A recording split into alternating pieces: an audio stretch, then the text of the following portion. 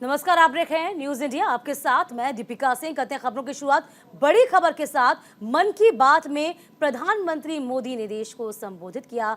बड़ी खबर आपको बता रहे हैं, प्रधानमंत्री मोदी ने देश को संबोधित करते हुए अपनी बात रखी है। कहा है कि पहाड़ों पर भूस्खलन की घटना घट रही है, लेकिन एहतियात भी बरता जा रहा है। पीछे कुछ दिनों से प्राकृतिक आपदाएं आ रही हैं। देशवासियों ने हर आपदा का बहादुरी के साथ सामना किया है। सावन का पवित्र महीना चल रहा है और सावन का कई मायनों में महत्व भी है। तो सावन हरियाली और खुशियों से जुड़ा हुआ है।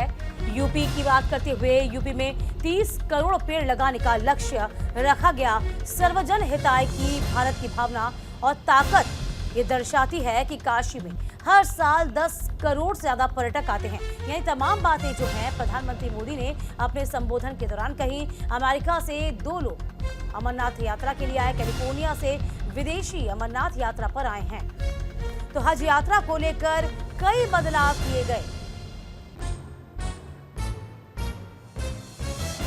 तो ये भी कहा कि इस बार कई महिलाओं ने हज यात्रा की। यूएस ने 100 से ज्यादा कलाकृतियां लौटाई हैं। बहुमूल्य विरासत लौटाने के लिए यूएस को आभार भी देते नजर आए प्रधानमंत्री। तो युवा पीढ़ी को ड्रग्स से बचाना है। देखिए, ये बहुत ही मुख्य बात कही गई है। मन की बात में पीएम मोदी ने यह संबोधित करते हुए युवा पीढ़ी को ड्रग्स का आदी नहीं होने की बात कही।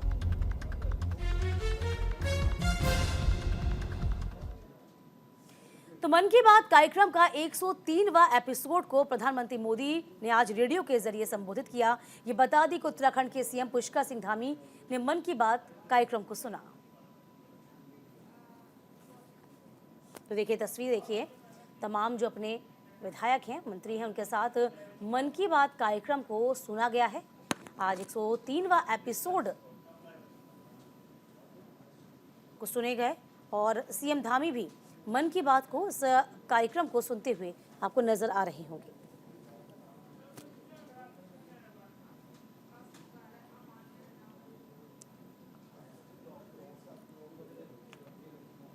धामी ने प्रधानमंत्री मोदी के खास कार्यक्रम मन की बात सुनी है। तमाम लोग मौजूद हैं, तमाम मंत्री विधायक मौजूद हैं। सभी के साथ मिलकर बहुत ध्यानपूर्वक धामी पीएम के मन की बात को आत्मसात कर रहे हैं, सुन रहे हैं।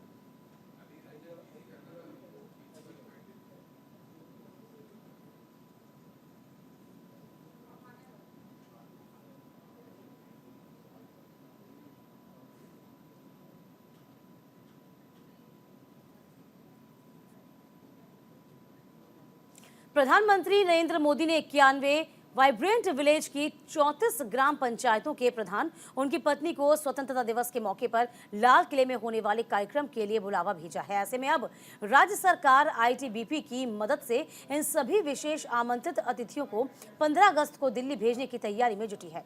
इसके बाद दिल्ली में पीएम मोदी की इनसे विशेष बातचीत के साथ ही इन्हें सेंट्रल विस्टा का भ्रमण भी कराया जाएगा। वाइब्रेंट विलेज की नोडल अधिकारी नितिका खंडेलवाल ने बताया है कि प्रदेश के 51 सीमावर्ती गांव को वाइब्रेंट विलेज के तौर पर चुना गया। इन गांव के विकास के लिए बड़े पैमाने पर योजनाएं बनाई गई। सभी प्रधानों को आईटीबीपी की गाड़ियों की मदद से दिल्ली भेजने की योजना है। इसके लिए आईटीबीपी से बातचीत हो रही है। सभी अतिथियों को दिल्ली में स्वतंत्रता कार्यक्रम के दौरान विशेष जगह पर बिठाया जाएगा। दूसरे दिन 16 अगस्त को सभी को नए संसद भवन सेंट्रल विस्टा में भ्रमण भी कराया जाएगा।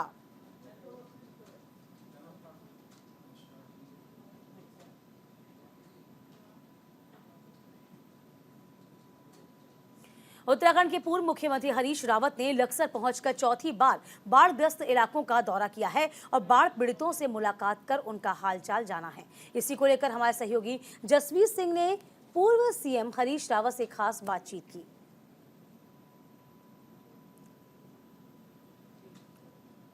लक्सर खानपुर क्षेत्र का दौरा करके लौटे हैं। बाढ़ पीड़ितों की बात जानी है। सर, जिस तरह का लोगों को आशंका है इस बार, फिर एक तो मुआवजे को लेकर के कि भाई मानक पहले वाले कहीं वो ना जारी कर दें। दूसरे, अभी तक कई समस्याएं ऐसी हैं जो पानी निकलने की, आपने उस दिन धरना दिया था। पहले वाले मानकों के हिसाब से भी हमने 8,000 रुपया बीघे के हिसाब से करीब दिया था जो है। हमने मुख्यमंत्री राहत कोष से भी पैसा दिया उसमें। जी और मानकों को बदलना सरकार के हाथ में है। आप मानक बदलिए और केंद्र सरकार को प्रस्ताव भेज दीजिए। और इस समय जो गैप है दोनों के बीच में, उसकी पूर्ति आप मुख्यमंत्री राहत कोष से करिए। 1100 रुपये की बात सुनाई दे रही है, वो तो किसानों की मजाक हो जाएगी। 1100 रुपये में तो जो पानी उनके खेतों में गड़ा पड़ा है उसको उसकी बाहर निकासी नहीं हो सकती। जी जी सर, जिस तरह से तटबंधों का परमानेंट इलाज किया सर, जिससे बाढ़ से मुक्ति मिल सके, क्योंकि तटबंध टूटे उस पर भी जिम्मेदारी तय नहीं हुई है सरकार। देखिए, आप टूटे हुए तटबंध तो ठीक करने ही पड़ेंगे, आपको तटबंध भी बनाने पड़ेंगे। कुछ जगह पानी के निकासी के लिए तासे लगा करके, ताकि इधर का पानी उधर, उधर का पानी इधर आ सके, बरसात का पानी रोका जा सके, और जो बाढ़ का पानी भराव का पानी है वो फिर गंगा में जा सके, उसकी भी व्यवस्थाएं करनी पड़ेंगी। ठोकरें आपको पर्याप्त बनानी पड़ेंगी। और यहाँ के लिए आपको रतमऊ से ले करके बाणगंगा, रानी राव, पथरी राव और बूढ़ी गंगा, गंगा सौलानी और मोहन राव, इन सब के लिए तटबंधों की प्लानिंग करनी पड़ेगी। हमने बड़े पैमाने पर जो है तटबंध बना करके रखे। कुछ ही हिस्सा रह गया जो तटबंध विहीन है, उनमें तटबंध बनाए। और जितनी ज़मीन बच जाएगी वो ज़मीन ही तटबंधों की कीमत को 2 साल 3 साल में वसूल कर। सर, अभी तक इन तमाम दौरों के बीच में आपने कई समस्याएं सुलझाई भी हैं और आपकी बात सुनी भी। क्या मुख्यमंत्री से सीधी बात भी आपकी, खासकर बाढ़ को लेकर? अभी जाऊंगा, पहले हम ये देखना चाहते हैं उनकी सरकार का, उनके लोगों का भी कर्तव्य है, जो निर्वाचित प्रतिनिधि हैं उनका भी कर्तव्य है। हम तो विपक्ष हैं, विपक्ष के रूप में अपना दायित्व निभा रहे हैं, ताकि एक नैतिक दबाव सत्ता के ऊपर दिखाई दे, एक डर दिखाई दे। और इस बीच बड़ी खबर है, उत्तराखंड में बारिश और लैंडस्लाइड का कहर लगातार बना हुआ है। जोशीमठ बद्रीनाथ हाईवे पर लैंडस्लाइड हुआ है और लैंडस्लाइड के बाद सड़क पर मलबा अब आ गया है, तो सड़क खोलने का प्रयास लगातार जारी है। लेकिन जिस तरीके से जोशीमठ बद्रीनाथ राष्ट्रीय हाईवे एक बार फिर से बंद हो गया है, उससे मुश्किलें लगातार बढ़ जाएंगी। लगातार बारिश के चलते पहाड़ों से लैंडस्लाइड होने के कारण सड़क जगह जगह बंद है। जोशीमठ बद्रीनाथ राज्य मार्ग लगातार बंद हो रहा है, जिससे यहां गुजरने वाले जो यात्री हैं उनको भारी परेशानियों का सामना एक बार फिर से करना पड़ रहा है। तो उस वक्त परेशानियां ज्यादा आ रही हैं जब पहाड़ी से लगातार मलबा सड़क पर जम जाता है, और ऐसा ही नजारा फिर हुआ, सड़क एक बार फिर से बंद हो गई है। तस्वीर जरा आप देखिए, जोशीमठ बद्रीनाथ हाईवे पर लैंडस्लाइड, और उसके बाद देखिए समतल करने का काम जारी है। लेकिन इसी बीच आपको यह पता ही है कि चारधाम यात्रा चल रही है, और अचानक से जब मौसम में परिवर्तन होता है और भूस्खलन होता है, यात्रा को वहीं रोक दिया जाता है और तमाम श्रद्धालुओं को भारी दिक्कतों का सामना करना पड़ रहा है। न सिर्फ श्रद्धालु परेशान हैं, बल्कि जो रहवासी हैं उनको भी भारी दिक्कतों का सामना करना पड़ रहा है, क्योंकि राष्ट्रीय मार्ग जो है वो बंद हो जाते हैं। इससे सड़कें बेहद प्रभावित होती हैं। पुष्कर नेगी हमारे संवाददाता इस पूरी खबर पर नजर बनाए हैं। पुष्कर, देखिए लगातार जो बारिश हो रही है, इससे लैंडस्लाइड का खतरा बना हुआ है। मौसम विभाग ने चेतावनी भी जारी कर दी है। देश के कई ऐसे राज्य हैं जिसमें लैंडस्लाइड और भारी बारिश का खतरा है, ऑरेंज अलर्ट है। फिलहाल उत्तराखंड के क्या हाल है? जो तस्वीरें तो कुछ और बयां कर पा रही हैं। बिल्कुल, देखिए दीपिका, जिस तरह से आपने जिक्र किया कि उत्तराखंड में इस समय जो है, क्योंकि 1 अगस्त तक का जो अलर्ट जो है मौसम विभाग ने किया था। हालांकि जनपद चमोली की अगर बात करी जाए तो जनपद चमोली में कल से बारिश हो रही थी, लेकिन आज जो है मौसम साफ है, चटक धूप खिली हुई है। और बद्रीनाथ नेशनल हाईवे की अगर बात करी जाए जनपद चमोली में, किस तरह से कर्णप्रयाग बाबा आश्रम के पास हो या नंदप्रयाग हो या जोशीमठ जो लामबगढ़ का एरिया है, तमाम सारे 7 से 8 जगह पे जो नेशनल हाईवे हो बंद पड़ा हुआ है। हालांकि धीरे धीरे इसको खोलने का काम भी जारी कर दिया गया है। नंदप्रयाग और आपका जो कर्णप्रयाग वाला एरिया है, इसको यातायात के लिए जरूर सुचारू कर दिया गया है। उसके बाद जो जोशीमठ वाला इलाका हमारा है, जो जोशीमठ में जिस तरह से जो लगातार जो लैंडस्लाइड यहाँ पे हो रहा है, चाहे लामबगढ़ वाला हो या आपका कटरा नाला हो, तमाम सारी, क्योंकि लगातार बारिश हो रही थी कल से ही, लेकिन आज जो है मौसम साफ है। और कहीं ना कहीं जब मौसम साफ हो जाता है तो जरा राहत भरी सांस जो कर्मचारी या एनएच के अधिकारी भी ले लेते हैं, क्योंकि उनको काम करने में कोई दिक्कत नहीं होती। लेकिन जब लगातार बारिश होती है तो पूरे उत्तराखंड की, चमोली का ही जिक्र न किया जाए, चाहे रुद्रप्रयाग हो, चाहे आपका उत्तरकाशी हो या टेरी हो, या आप बागेश्वर चले जाइए या पिथौरागढ़ चले जाइए, या आप जो लिपू लेक वाली धारचूला आप चले जाइए, तो यहाँ की जो सड़कें हैं, ये तमाम सड़कों पर जो लैंडस्लाइड हो जाता है और हफ्तों ये बंद हो जाते हैं। हालांकि जो नेशनल हाईवे इनको खोल दिया जाता, लेकिन जो गांव की कनेक्टिविटी जोड़ने के लिए जो सड़कें होती है उन पर जो है 1 हफ्ते से लेकर जो है 2-2 हफ्ते का टाइम लग जाता है। कहीं कहीं जो है 3-3 महीने भी इनको गुजारने पड़ते जो गाँव की सड़कें होती। लेकिन नेशनल हाईवे को जरूर सुचारू रूप से किया जाता है, क्योंकि इस पे बड़ा ट्रैफिक होता है, इस पे 4 धाम यात्रा चलती है, चाहे आप उत्तरकाशी की आप बात कर लीजिए या आप जो है रुद्रप्रयाग जिले की आप बात कर लीजिए, क्योंकि रुद्रप्रयाग जिला और चमोली जिला जो है एक ही से हैं, क्योंकि बद्रीनाथ राष्ट्रीय राजमार्ग भी जगह जगह बंद हो जाता है और आपका सिरोबगढ़ से लेकर आपका जो है गौरीकुंड हो गया या आपका फाटा हो गया, तमाम सारे इलाकों में जो सड़क बंद देखिए हो इस जाती है, बीच तो खोलने देखिए का जिस तरीके से पुष्कर आप भी बता रहे हैं कि चूंकि चारधाम यात्रा भी चल रही है, राष्ट्रीय राजमार्ग बहुत वक्त तक बाधित नहीं रह सकता, इसे खोलने का काम लगातार जारी है। लेकिन लगातार हम उस बात पे भी चर्चा कर रहे हैं जो रहवासी हैं जिनकी दिक्कतें ज़्यादा हो जाती हैं, जिनका संपर्क एक गांव से दूसरे गांव तक टूट जाता है, वह कैसे गुजर बसर करते होंगे? क्या उनके लिए कुछ राहत यहाँ पर बरती गई है प्रशासन की ओर से?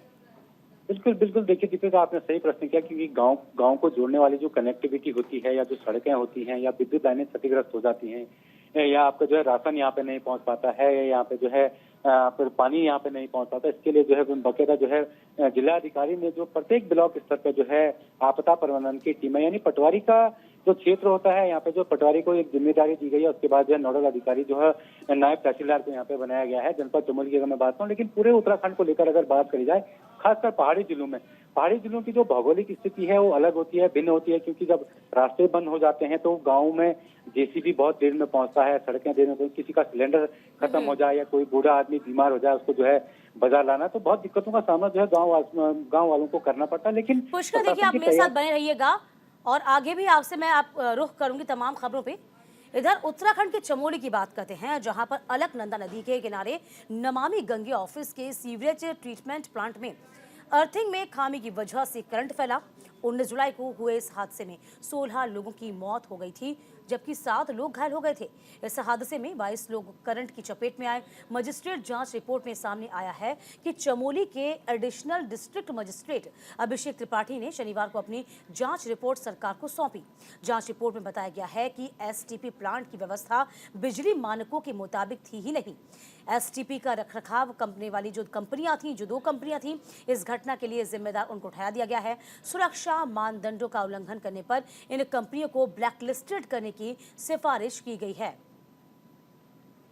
पुष्कर ने कि हमारे संवाददाता लगातार बने हुए हैं। देखिए पुष्कर, जांच रिपोर्ट अब सरकार को सौंप दी गई है। जो 2 कंपनियां हैं उनको ब्लैकलिस्टेड करने की बात की गई है। क्या और कंपनी को एहतियात बरतने की सलाह दी गई है? इस पूरे मामले को लेकर अब आगे क्या? बिल्कुल बिल्कुल, देखिए आपने सही कहा कि जो नमामि गंगे का जो प्रोजेक्ट जो है 19 तारीख को जिस तरह की यहाँ पे घटनाएं हुई थी, इस घटना को लेकर जो है 16 लोगों ने अपनी जान यहाँ पे गंवाई, 7 लोग जो अभी भी जो है घायल हो गए थे, 2 लोगों का अभी भी जो है ऋषिकेश एम्स में इलाज चल रहा है। तो कहीं ना कहीं इसकी जो 1 हफ्ते का जो दायरा जो मुख्यमंत्री पुष्कर सिंह धामी ने भी इस घटना का संज्ञान लिया था, मुख्यमंत्री भी यहाँ पे पहुंचे हुए थे और उसके बाद एक मजिस्ट्रियल कमेटी का यहाँ पे गठन किया गया था जिलाधिकारी के माध्यम से, और उसको 1 हफ्ते के ऊपर जो है रिपोर्ट सरकार के समक्ष देना था। और सरकार ने भी और जो स्थानीय प्रशासन है, जो मजिस्ट्रियल जांच हुई थी, इसकी जांच की रिपोर्ट जो है कल शाम को जो है उत्तराखंड सरकार को यहाँ पे दे दी गई है। सबसे बड़ी बात इसमें यह पाया गया कि जो नमामि गंगे के जो, चाहे आप पटियाला में जो इनका ऑफिस है उनकी बात कर लीजिए या जो आप बेंगलोर में जो कंपनी रहती है, इनको जो। चलिए बहुत शुक्रिया पुष्कर तमाम जानकारी देने के लिए आपका। इस बीच मंगलौर में पिछले कई दिनों से लोगों के घरों में दूषित पानी आ रहा है। इसी को लेकर विश्व हिंदू परिषद ने आज डॉट मंदिर का इकट्ठा होकर जल संस्थान के खिलाफ विरोध प्रदर्शन किया। विश्व हिंदू परिषद के कार्यकर्ताओं ने कहा है कि मंगलौर की जल व्यवस्था मात्र 2 ही लोगों के ऊपर टिकी हुई है। सारे अधिकार रुड़की या हरिद्वार में ऑफिस में बैठे मौज मस्ती कर रहे हैं। इसी के चलते सभी मोहल्लों में कीड़े युक्त पानी को पीना पड़ रहा है, लेकिन अधिकारियों की इससे बिल्कुल भी परवाह नहीं होती दिख रही। करोड़ों रुपयों की लागत से वाटर टैंक को बनाया गया, साथ में शहर भर में पाइपलाइनें भी चस्पा की गई, लेकिन इसके बावजूद भी इतना पैसा लगाने के बाद भी लोगों को स्वच्छ पानी नसीब नहीं हो रहा। इसी के चलते अगर जल्द ही अधिकारियों ने मामले का संज्ञान नहीं लिया तो कार्यकर्ता बड़ा आंदोलन करने को मजबूर हो जाएंगे।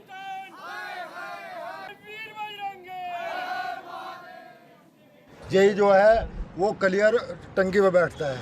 मंगलौर का जो कार्यालय है जल संसार का बिल्कुल लावारिस है, कोई सुनवाई नहीं है। 2 कर्मचारी आए यहाँ से, वो उगाही कर लो, वो पानी की सप्लाई कर लो, वो पूरे मंगलौर की लाइन चेक कर लो, क्या करेंगे वे?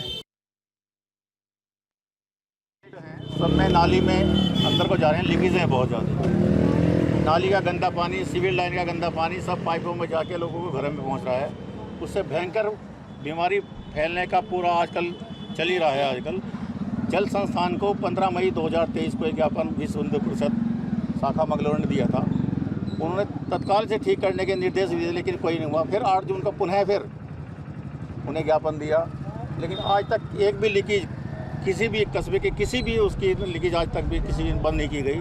तमाम लीकेज और गंदा पानी से मंगलौर की जनता झेल रही है। और कभी भी कोई अप्रिय घटना, कोई गंभीर महामारी जैसी बीमारी यहाँ कस्बे में फैल सकती है।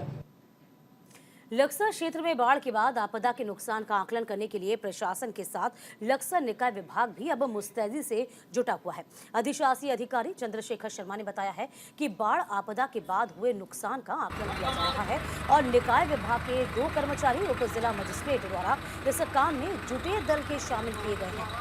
वहीं खाद्यान्न वितरण की भी निकाय कर्मियों की 5 सदस्यीय दल के द्वारा प्रशासन के नेतृत्व में लगातार प्रयासरत है। लक्सर में जल भराव के उपरांत, आपदा के उपरांत जो भी नगर में बचाव राहत आपदा कार्य थे, नुकसान का आंकलन था, उसमें प्रशासन के नेतृत्व में नगर पालिका क्षेत्र में मार्केट मेन बाजार के नुकसान के आंकलन के लिए जो टीम गठित की गई है, उसमें नगर पालिका लक्सर से 2 कर्मचारियों को नामित किया गया है उप जिलाधिकारी महोदय द्वारा। और नगर क्षेत्र में खाद्यान्न वितरण, किट वितरण के लिए और नुकसान के आकलन के लिए जो 5 टीमें बनी है, उसमें भी नगर पालिका की ओर से प्रशासन के नेतृत्व में 5 नगर पालिका के कर्मचारी कार्य कर रहे हैं।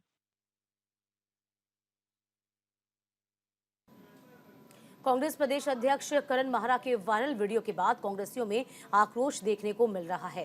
कांग्रेस ने बीजेपी पर ओछी राजनीति करने का आरोप लगाया है। कांग्रेस ने बीजेपी को गंदी राजनीति न करने की नसीहत तक दे दी। साथ ही करण माहरा ने प्रदेश महामंत्री राजेंद्र शाह को कारण बताओ नोटिस भी जारी किया। जिंदाबाद नहीं होगी, भूख रहे हैं दुनिया के लोग कि गढ़वाल के लोगों का खून पानी हो गया है। और इसी के साथ इस बुलेटिन में अभी के लिए बस इतना ही। वक्त छोटे से ब्रेक का हुआ है, फौरन लौटेंगे हम कुछ और खास खबरों के साथ। अपना नजर बनाए रखिए।